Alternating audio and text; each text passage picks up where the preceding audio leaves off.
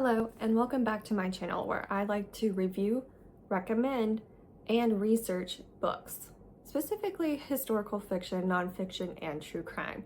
So if you're a nosy person like me, definitely subscribe to my channel. Now, when I think of fall, specifically this time of the year, I really like to focus on like American history, kind of like the frontier, the trails, things like that. I don't know why, but it just always feels like that time during November for me. So here are some books that I will recommend if you're looking for like American frontier kind of fall type of book feeling. Let's get into it. So the first one I'm going to recommend is a historical fiction / romance, Where the Lost Wander by Amy Harmon. I read this book a few years ago.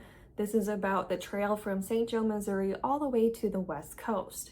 Of course, it is not that simple. You don't just go from one place to the other without things happening in between. So obviously there are a lot of trials and tribulations that happen throughout this entire trail. But like I said, this definitely has a romance feel to it with two people on the trail that fall in love. But in reality, the characters in this book, you really enjoy a majority of them, and you do feel really bad for a lot of them as well. So I highly recommend this book so much. This book is definitely a 5-star book for me.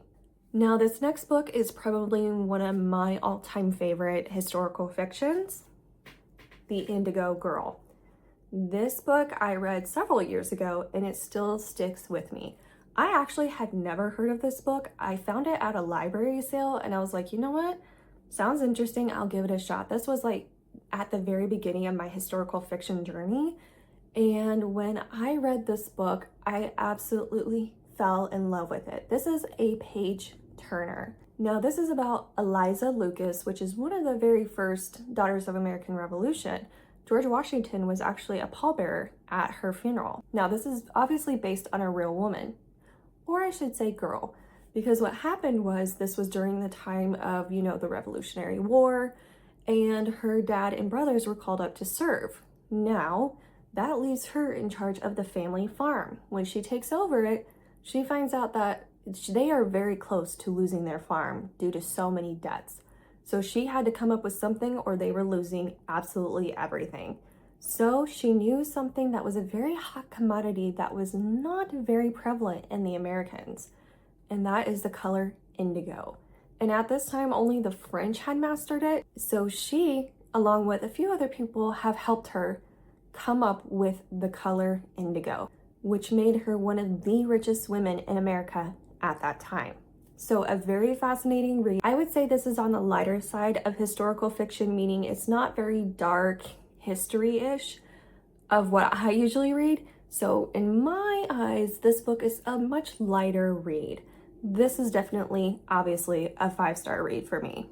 Now we're going to talk a book that came out pretty recently that a lot of people absolutely loved, including me. James by Percival Everett.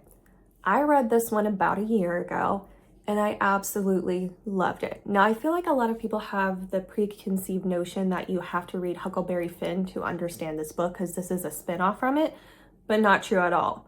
And that's because I have never read Huckleberry Finn and I understood this book 110%. Now, Huckleberry Finn is told from a little boy's perspective, from my understanding, but this book is actually from the perspective of his slave that leaves or escapes to try to save his family that has been sold off. And this is definitely an adventurous book, but it could also be very gut-wrenching at times. I absolutely loved this book. It was a page turner, a very quick read for me. I highly recommend this book as well. It definitely lives up to the hype. So this one, definitely a 5-star read for me as well.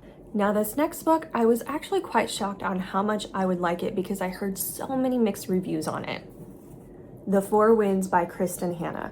Now I have read 2 other books by Kristen Hanna, Winter Garden and The Nightingale. I did enjoy The Nightingale. Now, is it as marvelous as everyone makes it out to be? In my opinion, no. I felt like the story of it was pretty cliche a little bit, in my opinion. Now, Winter Garden, I absolutely hated that book.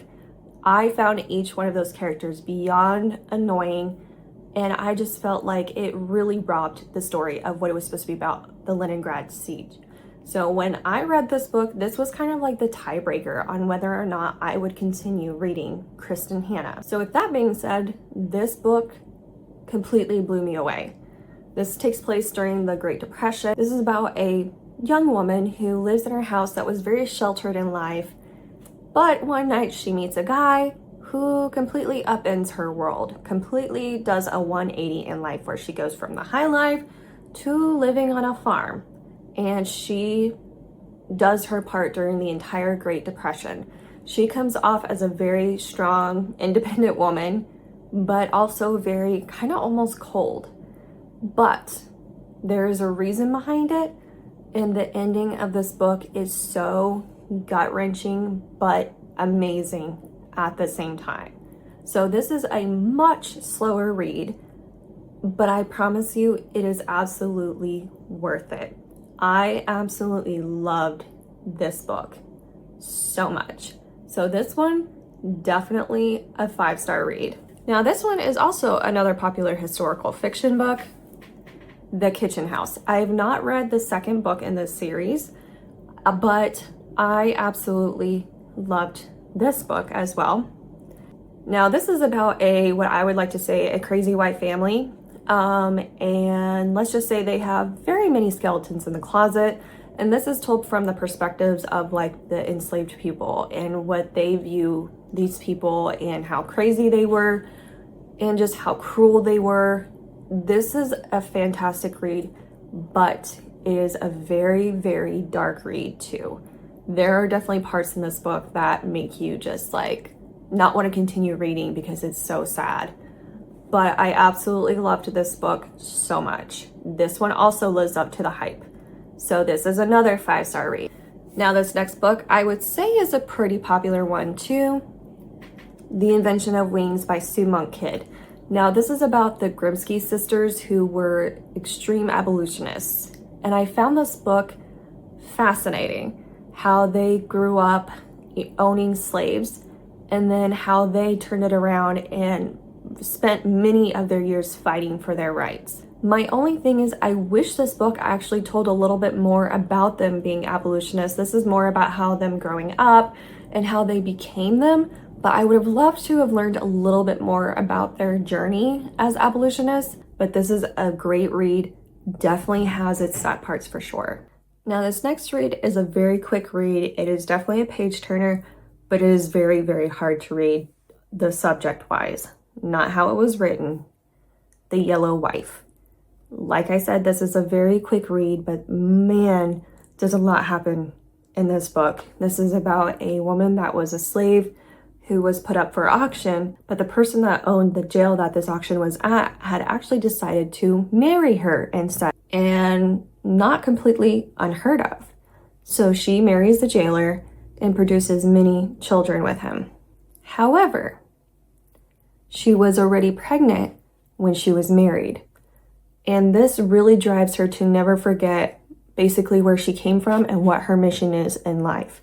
She has a very hard job. Just because she was the wife of the jailer did not mean she had an easy life at all. And boy, oh boy, does so much happen in this book. And like I said, it can be very, very hard to read. But I was absolutely not aware that this was a common thing at the time. It was frowned upon, but it happened quite often where jailers had, instead of selling these slaves at auction, they would marry them instead. So this is a fascinating read, but definitely messed up in some parts of it. Highly recommend. Now this last book, it is a huge book. My Dear Hamilton. This book is a 4-star read. Not 5, but a 4-star read for at least me. I have read other Stephanie Dre books, and this one kind of runs about the same as them, but this is obviously about Alexander Hamilton, but from the perspective of his wife and her upbringing, how her and Alexander Hamilton met, and then their marriage, and then after his death. And this book starts with after his death, and you're trying to figure out why she has so much animosity towards him. And so this is over 500 pages. It is a very, very slow read and can be a little bit repetitive, but I found this absolutely fascinating because it had so many people in it that you hear about in history. And this book, to be honest, didn't hold them in a very good light. So I found it kind of interesting that a lot of these people were not that great of people that we think of. But anyway, the story of this is so good. Like I said, it is a very, very slow read, but if you can get through that, I think it is worth it. Absolutely. Her love for Alexander Hamilton, I will never understand it based off what I learned in this book, but it is still a very, very good read about founding fathers. And yeah, I would absolutely recommend this book. So those are my current fall TBR list that I highly recommend to really anybody. A lot of these are very dark stories, but I promise a lot of them has a lot of history behind them. It is very dark history, and I absolutely loved each one of these individual books. They educated me on things that I did not know about, and that's why I recommend them to so many people. And if you like these book recommendations, definitely give this video a thumbs up. If you have any books that you would like to recommend that are kind of in the same genre, definitely comment those below as well.